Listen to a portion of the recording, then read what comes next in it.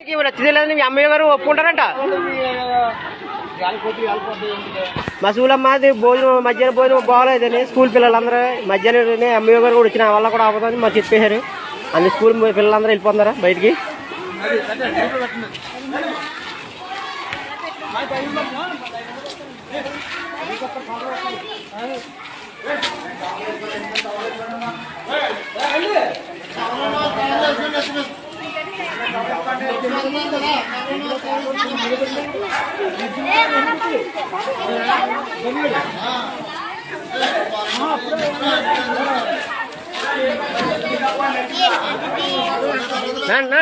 ఏ మధ్యలో యోగారు పురుగుల మందు అంటిపోతారు తింటారా మీరు అందరనే.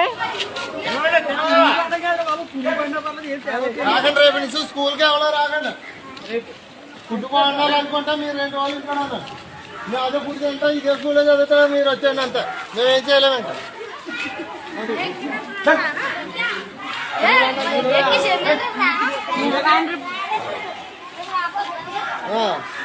రాకండి 2 రోజులు రండి రండి బయటండి.